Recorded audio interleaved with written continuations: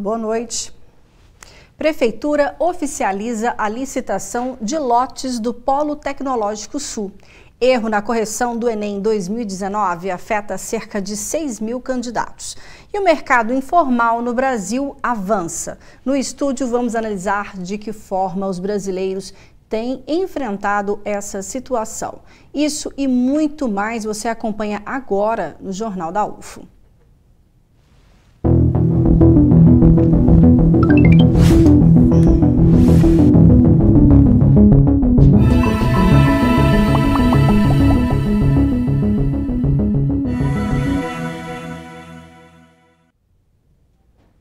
A Prefeitura de Uberlândia anunciou nesta segunda-feira a publicação do edital de licitação na modalidade concorrência pública para a venda de 15 dos 32 lotes do Polo Tecnológico Sul no bairro Gávea. Com a comercialização dos imóveis, a Prefeitura estima arrecadar pelo menos cerca de 7,5 milhões em 3 anos. O edital completo está disponível no site da Prefeitura. O Polo Tecnológico Sul compreende em uma área de 152 mil metros quadrados, localizada no prolongamento da Rua da Carioca. Os interessados em visitas técnicas ao polo devem agendar visita com no mínimo 24 horas de antecedência pelo e-mail cedete@uberlandia.mg.gov.br, indicando a data e hora pretendida da visita. Agora, falando sobre educação, o Ministério da Educação admitiu que houve sim um erro na correção dos gabaritos da segunda prova do Enem 2019. As falhas podem afetar milhares de estudantes em todo o país. Veja. Os resultados do Exame Nacional do Ensino Médio 2019 foram divulgados nesta sexta-feira para os quase 4 milhões de estudantes que fizeram as provas. Horas depois, alunos publicaram nas redes sociais que havia erro nas notas. Hoje de manhã, em entrevista coletiva, o presidente do INEP, Alexandre Lopes, disse que o problema nas provas do segundo dia do exame foi provocado pela gráfica que imprime o Enem. A prova ela tem uma informação, por questão de segurança, você tem a informação do aluno e a cor da prova que ele fez, a cor do gabarito da prova dele. Essa informação, quando veio da gráfica para a FGV e a SESC Rio, teve alguns arquivos que vieram com erro na associação entre o aluno e a cor da prova.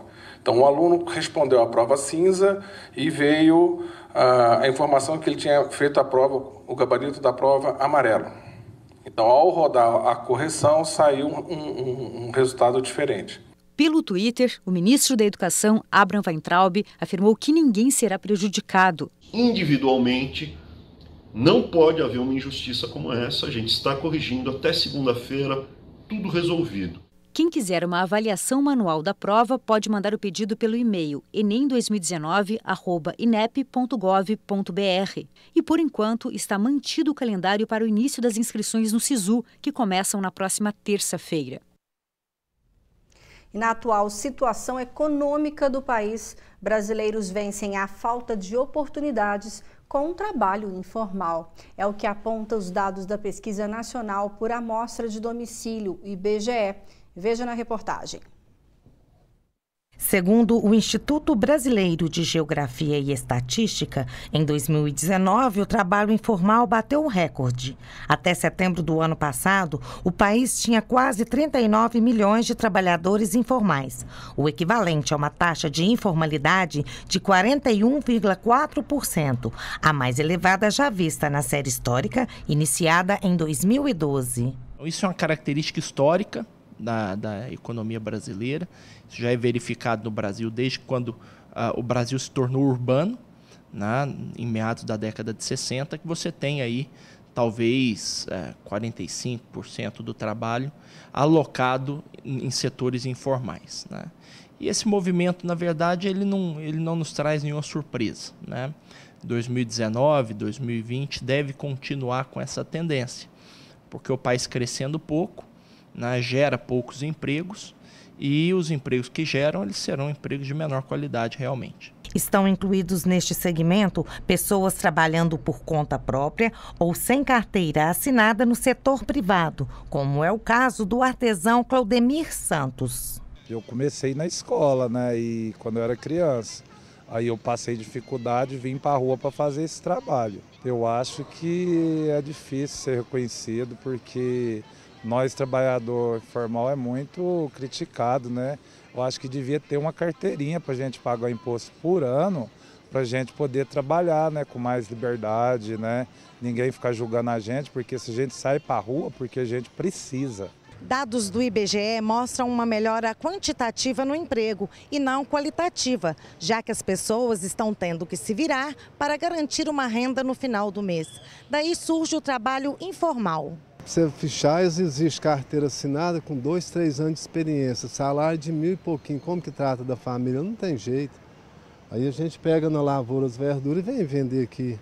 Este pode ser considerado um dos fatores que contribuiu para a estagnação da taxa do desemprego, que ficou em 11,8% no trimestre encerrado em setembro e representa 12,5 milhões de pessoas em busca de um emprego. É bem verdade que o desemprego está caindo, vem caindo de 2016 para cá lentamente, mas é bem verdade também que a qualidade desse emprego criado, ela deixa a desejar.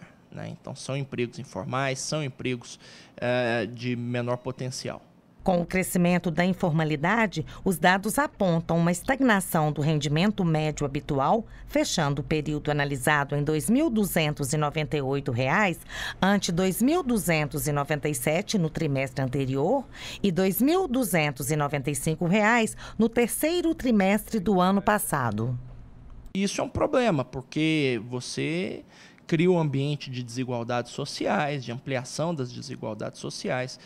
O mercado informal ele é caracterizado pela ausência completa de acesso do trabalhador a benefícios sociais como contribuição para a Previdência, seguro-desemprego, etc. Então, isso vislumbra um problema social que tende a se exacerbar, né? Já é um problema social crônico da sociedade brasileira, mas tende a se exacerbar, dada essas características do mercado de trabalho na economia brasileira. E aqui no estúdio, para nos ajudar a analisar esse cenário, convidamos hoje a professora do Instituto de Economia e Relações Internacionais da UFO, Rosana Ribeiro. Boa noite, professora. Boa noite. E também o economista Guilherme Araújo. Boa noite, Guilherme. Boa noite. Vamos começar entendendo, então, professora, que eu gostaria que você explicasse para a gente o que define esse conceito de trabalho informal. Então, o trabalho informal é bastante polêmico como defini-lo, né? Ele surgiu de estudos que a Organização Internacional do Trabalho realizou em Gana, no final dos anos 60, e depois migrou para a instituição. Então, é um conceito criado dentro da Organização Internacional do Trabalho e migra depois para o meio acadêmico. Hoje, o que a gente poderia dizer que é o trabalho informal, que algumas pessoas definem dessa forma? Eles vão definir como o assalariado sem carteira, o trabalhador por conta própria sem contribuição à Previdência Social e o trabalhador em auxílio às atividades familiares, que em geral são desempenhadas na zona rural. A gente poderia dizer que o trabalho informal reúne essas três modalidades. Características, né? É o assalariado sem carteira, é o trabalhador por conta própria que não contribui para a Previdência e o trabalhador que auxilia a família, em geral, na zona rural. Então, um motorista de aplicativo, por exemplo, que hoje é muito comum, se ele não contribui com a Previdência Social, ele se enquadraria nesse trabalho informal? Ou é difícil da gente definir? Bom, primeiro, ele seria um assalariado, na minha avaliação, um assalariado sem carteira. Eu não acho que o Uber seja um trabalho por conta própria. Tanto que nos Estados Unidos agora, a justiça americana já está reconhecendo o Uber como um assalariado e concedendo a eles direitos típicos de assalariados. Então, Mas ainda não temos uma legislação que... O Uber aqui no Brasil foi reconhecido como um microempreendedor, que é uma modalidade de trabalho por conta própria. Aí ele tem que também recolher e fazer tudo certinho. Ele tem que recolher, só que eu acredito que a tendência na justiça seja de enxergar o Uber como um assalariado, como está sendo já em outros países. E concedendo a eles os direitos que os assalariados têm. Excelente. Bom, Guilherme, e de que forma que impacta a economia do nosso país esse cenário, né? O aumento da informalidade, do trabalho informal? Acho que como o colega destacou, o trabalho informal, né, além de todos os prejuízos que acarreta para o trabalhador, porque o expõe a uma série de situações sobre-humanas, né? Também veda a ele o acesso a uma série de direitos, né? Mas do ponto de vista econômico também tem um impacto importante, porque o trabalhador ou assalariado sem carteira, ou mesmo aquele que possa ser caracterizado como trabalho informal, né? O que como a professora Rosana já adiantou, um conceito muito complicado. Ele não tem, dentre outras coisas, a previsibilidade, por exemplo, da receita dele, né? Ele não sabe exatamente o quanto ele ganhará no dia de trabalho, né? Por quantas horas ele precisa desempenhar aquela atividade. Ele não consegue planejar o seu orçamento, e se ele não consegue planejar o seu orçamento, ele não consegue, por exemplo, acessar linhas de crédito que um trabalhador formal, ou melhor, um trabalhador assalariado com carteira consegue, né? Obviamente, o trabalhador informal, por exemplo, ele não vai conseguir acessar uma cesta de consumo mais ampla. Então, ele não vai poder, por exemplo, adquirir com o trabalho informal, com algumas exceções, conseguir comprar uma casa própria. E a aquisição de uma casa própria é que tem impacto para a economia de uma forma mais generalizada. Bom, e olha só, gente, o desemprego de vários pais leva também filhos mais cedo para o mercado de trabalho, mais jovens, né, têm sido obrigados a enfrentar, às vezes até mesmo, a informalidade por falta de experiência e qualificação profissional. Veja em outra reportagem sobre esse assunto. Acordar cedo, caminhar, enfrentar transporte público lotado para ir e voltar ao trabalho faz parte da rotina do Matheus, de 20 anos. Há 1 ano e meio, o pai perdeu o emprego e o jovem assumiu as despesas da casa. Todo o meu salário vai metade para as compras de casa, contas de luz, de água, enfim, coisas essenciais que a gente precisa para poder, né, continuar a vida. O desemprego dos pais ou a remuneração mais baixa deles por causa da crise está empurrando os filhos mais cedo para o mercado de trabalho. O levantamento da consultoria e dados revelou que vem aumentando o número de dependentes que estão trabalhando. No terceiro trimestre de 2019, 59 milhões de pessoas que não eram responsáveis pelas despesas de casa estavam à procura de emprego, 6 milhões a mais do que em 2014.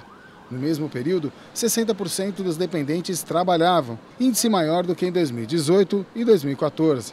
No fim de 2012, 70% das pessoas que sustentavam a família trabalhavam. No ano passado, diminuiu para 66%. O que está acontecendo com esses dependentes que estão entrando no mercado de trabalho numa tentativa de mitigar os efeitos da perda do emprego do chefe do domicílio, estão sendo justamente empregos de pior qualidade, informais, com uma remuneração pior. Muitos jovens têm que abandonar a escola para trabalhar e ainda acabam caindo na informalidade. Este diretor técnico do Diese diz que o desemprego por longo prazo leva a pessoa a agarrar a primeira oportunidade. Com isso, quem começa cedo na informalidade costuma permanecer sem carteira assinada por mais tempo. Esses trabalhadores, especialmente os mais jovens, que desistem de investir na formação profissional, podem ingressar para o mundo do trabalho na informalidade de maneira estrutural, ou seja, para a vida toda. Nesse cenário, o país fica menos competitivo, com mais dificuldades para sair da crise econômica. Significa menor receita para o Estado, porque se consome menos, vende menos, menos impostos são pagos. Desproteção, ou seja, o Estado vai ter um custo lá na frente para proteger essas pessoas e elas não tiveram capacidade contributiva, e desestrutura do ponto de vista de um projeto de país. Então é possível afirmar que a informalidade, em especial aos jovens, né, que estão iniciando a sua inserção no mercado de trabalho, é ainda um agravante nesse cenário? A informalidade, nem dizer informalidade, porque em geral esses jovens estão em estágio de formação. A situação econômica do país, ao pressionar as famílias e requerer que os seus filhos trabalhem, fazem com que a atividade de trabalho passe a competir com a atividade escolar, em que a pessoa está em estágio de formação, em que ela possa alcançar algo melhor, seja no trabalho, ou para a vida, para a trajetória dela. Por isso que vai impactar diretamente, né? Sim, uma situação de crise econômica prolongada pode, né, não só a crise econômica, mas ela responde em grande parte por isso. Uma situação de crise econômica pode ter um efeito deletério para muitas gerações, né, ao retirar as crianças da escola, né, porque nós vimos aqui o exemplo de um jovem, né, mas o que impede, por exemplo, uma família em situação de necessidade de colocar os seus filhos mais novos a trabalharem? Bom, e a questão da reforma trabalhista é outro ponto também que gostaria que a gente discutisse aqui, professora Rosana. Como que você vê a influência da reforma trabalhista nessa questão do mercado informal? Então, a reforma trabalhista, ela alterou mais de 100 artigos do Código Trabalhista. Então, eu vou ficar só com as alterações que eu acho que são mais pertinentes para a gente da economia. Que a reforma trabalhista, ela facilitou a contratação, no que ela criou o contrato de trabalho intermitente e estendeu a possibilidade do trabalho parcial para várias categorias. E eu acho que na medida em que a reforma trabalhista fez isso, ela, ao contrário, contribui para formalizar. Então, aquele jovem que era contratado para trabalhar 2, 3 horas num restaurante no período de férias, agora ele pode ser formalizado, porque o trabalho intermitente, ele é um trabalho formalizado. Então, eu acho que nesse ponto a reforma, ela contribui para a formalização. E eu acho que a gente precisa comentar também um ponto que o Benito falou ali na reportagem. De fato, a informalidade, ela é alta no Brasil. O trabalho por conta própria já se assumiu que é estrutural entre nós. O assalariamento sem carteira, ele também tem uma dimensão que não é própria de outros países. No entanto, existe uma questão que ele não ressaltou, que é que a gente teve durante 2013 até 2012 uma queda da informalidade, desse trabalho por conta própria, que não contribui para a Previdência, desse assalariado sem carteira, que, portanto, não tem proteção social. Essas categorias, elas a gente tinha um recuo. E a partir de 2013, que o Brasil é lançado numa crise, aí sim a gente tem uma reversão desse movimento. A gente estava tendo um movimento de queda da informalidade. Positivo. Que é positivo, porque você reduz a quantidade de pessoas sem proteção social no mercado de trabalho. E a partir de 2014, com a crise, a gente volta com o crescimento da informalidade. Então, há um movimento de reversão, sim, a partir da crise. O que a gente tem de novidade em 2019 é que, em 2019, segundo os dados do CAGED, quase 1 milhão de empregos formais foram criados. Esse é o melhor resultado desde 2013. Por isso que muitos economistas estão dizendo que a gente está passando nesse momento por uma lenta recuperação da economia, e que ela já está sendo, a gente já pode pegar indicadores disso no mercado de trabalho, porque a quantidade de empregos formais, no nosso caso, é muito mais importante para a gente ter uma ideia do aquecimento e desaquecimento do mercado de trabalho do que a taxa de desemprego, que também provavelmente vai cair em 2019, ela deve ficar em 11,9%, e em 2018 ela ficou em 12,3%. É uma queda pequena, mas há uma queda. Então, a gente tem 2 resultados positivos em 2019. A queda do desemprego... Em 2020, então, esse ano é um ano que deve surpreender ou deve se manter essa taxa? Bom, esse ano, hoje, o FMI apontou uma previsão bastante otimista para a economia brasileira, de crescimento de 2,2%. A FGV também está apontando isso. Se a performance macroeconômica confirmar isso, o mercado de trabalho vai apontar um resultado melhor do que o do ano de 2019. Então, a taxa de desemprego, a expectativa é que continue, a tendência é que continue diminuindo. Ela caia, mas deve permanecer acima de 2 dígitos. Vai permanecer elevada. São 12 milhões de pessoas, aproximadamente 12 milhões de pessoas desempregadas. Ainda então, é muito alto, né? Se considerar também o cômputo da taxa de desemprego, é que talvez ela seja menos afeita a uma queda, porque a gente também tem uma massa significativa de trabalhadores, né, que estão desalentados ou estão subocupados por insuficiência de horas. Né?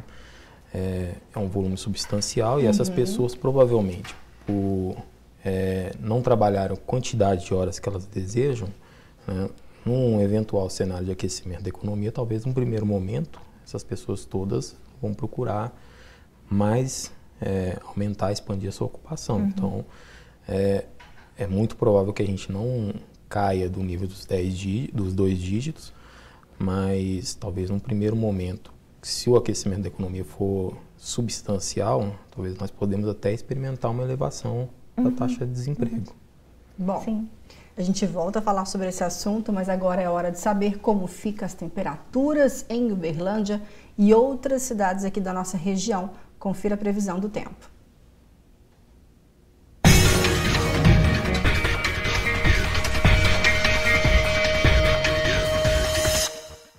A chuva deve continuar em Uberlândia nesta terça-feira. A mínima prevista é 19 graus e a máxima 30. Pancadas de chuva em Monte Carmelo a qualquer momento do dia. Termômetros marcam entre 20 e 28 graus. Ituiutaba com terça-feira parcialmente nublada na parte da manhã. Pode chover no fim da tarde. Mínima 22 graus e máxima de 34. Em Patos de Minas, a previsão é de dia nublado com algumas pancadas de chuva à tarde. Temperaturas entre 19 e 30 graus. Pancadas de chuva são esperadas também em Araxá. Por lá, a mínima fica 21 graus e a máxima 29. Agora é hora de saber quais são os eventos que acontecem aqui na UFO ao longo da semana. Confira no Eventos UFO.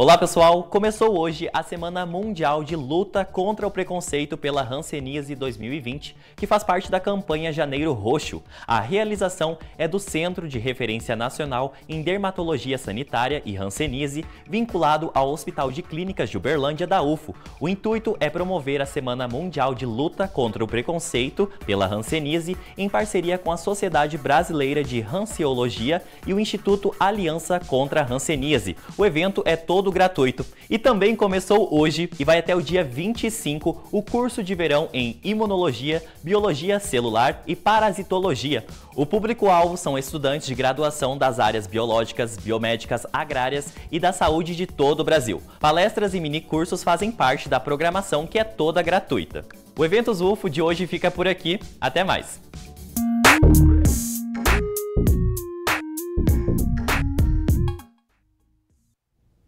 E hoje o Jornal da UFO falou sobre o mercado informal que cresce em nosso país.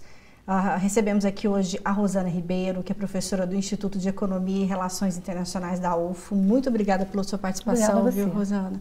Para a gente concluir, então, o que fica de análise diante desse cenário. Informalidade sempre existiu e existirá no nosso país. É difícil a gente conseguir controlar isso.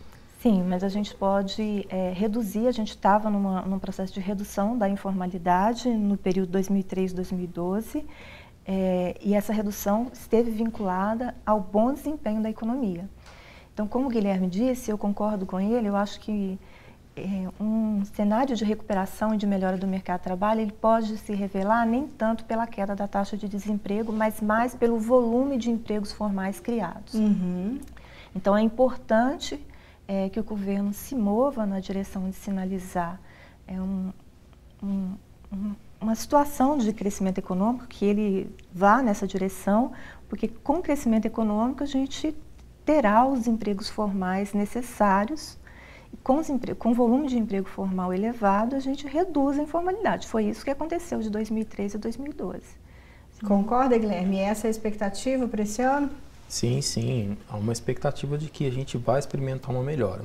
Mas, como sociedade, a gente também precisa fazer algumas perguntas. Uma delas é se, do ponto de vista da sociedade, é interessante para a gente, nós achamos, é razoável do ponto de vista social, a gente se agarrar, por exemplo, na criação de vagas de trabalho terceirizadas, se isso é um desempenho, é um crescimento, né, da ocupação de qualidade, ou então da ocupação em veículos automotores, né? O IBGE identificou na última pesquisa deles, nos últimos, na comparação com 2017, uma elevação de 40% do grupo, né, das pessoas que trabalham em uma outra empresa, né, a mando de uma terceira empresa, ou cerca de 20% do grupo que trabalha em veículos automotores, né? E existem outras situações também que são situações deletérias que se precisa tentar, né? Por exemplo, o crescimento do emprego em vias públicas, né? Essa modalidade de emprego não é sustentável para a economia. Então a gente precisa rever também não só o modelo de crescimento da economia, mas principalmente esse modelo ele traz algum benefício para a sociedade. Qualidade de vida para os nossos trabalhadores, Isso. né? Uhum. Muito bom também a sua participação, Guilherme Araújo. Quero te agradecer mais uma vez com a gente aqui no JU, viu? Eu que agradeço o convite. Obrigada também, boa noite. professora. Bom, o Jornal da UFO desta segunda-feira fica por aqui. Muito obrigada pela audiência. Tenha uma excelente noite e eu te espero amanhã. Tchau.